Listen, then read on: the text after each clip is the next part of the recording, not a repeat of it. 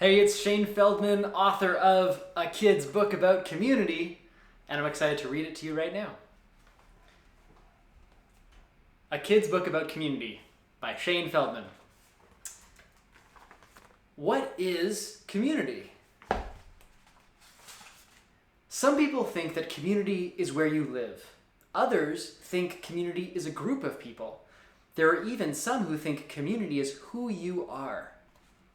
My name is Shane, and I want to tell you what community means to me. Community is about sharing something important to you with other people. Maybe one person, or two, or 10, or even 100. It's something I've spent my whole life learning about. Mostly because when I was growing up, I never felt like I was part of one. Once, during the summer, I moved to a brand new city. I was really excited, but also really nervous. Excited because this move meant a whole new adventure, and nervous because that new adventure meant a new school. See, I was excited and nervous. A new school where I had no friends, and no one knew who I was. Not the kids, not the teachers, no one. I felt alone before I even got there. The first day of school was even harder than I thought it was going to be. I didn't know where my classroom was, I had nobody to talk to, and the teachers didn't even say my name right. Then the worst part of the day was right after the lunch bell rang. You can see a picture of the bell. The whole school poured into the hallways and everything got really loud and busy.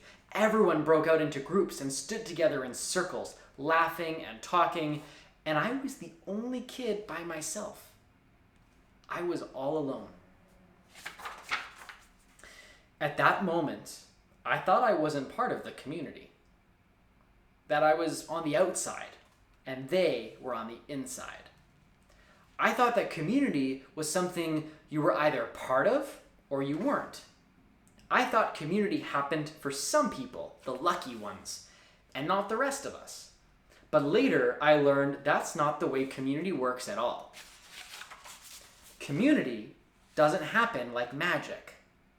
It's actually something we get to build. That's right, you and I have the power to build community. Remember, we said community is about sharing experiences. It's the difference between reading a book alone or reading a book with friends, playing pretend by yourself or going outside and playing tag with other kids, doodling by yourself in your room or drawing with chalk on the sidewalk with your neighbors, eating by yourself in your room or eating with your family instead. By the way, this doesn't mean you always have to do everything with someone else. It's okay to be by yourself sometimes. I am an introverted person, which means I need extra time by myself or I can get tired and cranky. But if I only ate by myself, drew by myself, and played by myself, I would be missing all the incredible feelings that come from being part of a community. Feelings like joy, fulfillment, love, inspiration, fun, pride, helpfulness, creativity, satisfaction, surprise, relief, comfort, confidence, support, empowerment, just to name a few. There are so many good things about community, and you can find it anywhere. There are even different types of communities that you discover. Family, city, classroom, religion, school, ability or disability, heritage, gender, country, hobbies, and neighborhood.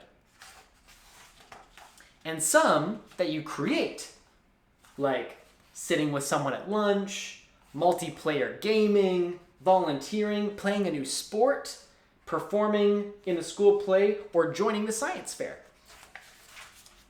When I started at my new school, I felt like an outsider. I wanted to feel part of a community, but the problem was I didn't know what my community was. So I tried them all.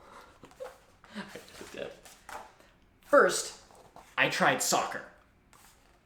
That wasn't for me. Next, I tried the science team and didn't really enjoy that either. Then I tried art club, and that was actually pretty fun. There, I met other kids that liked a lot of the same things I did. That was my community, and once I found it, I felt so much less alone. My new school didn't seem so scary anymore. Sometimes, finding and creating communities can take a while, but other times, it happens right away. One time, I asked to join a group of kids who were playing a game. They said yes. Community! Community can even happen by accident. I was watching kids play basketball one time and the ball bounced over to me. When I picked it up, they asked me if I wanted to play. I didn't think basketball was my community, but turns out it was. The more I started trying new things, the more communities I was joining. I thought I wasn't part of any communities, but it turns out I was actually part of lots of different ones.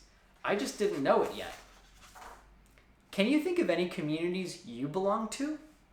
Either ones you've discovered or ones you've created? How about one you want to create? The good news is there's no rule about how many communities you can be a part of. Be a part of 10, 100, even 1,000. It's up to you. Your communities can also change over time. They don't have to stay the same. But one thing I want you to remember is this. Once you close this book, I want you to know that you're more connected than you think, that you are part of a community, and you can be part of so many more. So the next time you're doing something fun, maybe reading a book you love, like this one, watching a great movie, or playing a fun game, I want you to try to share that experience with others. Even with just one person.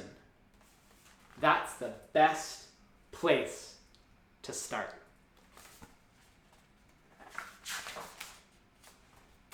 I hope you enjoyed the book.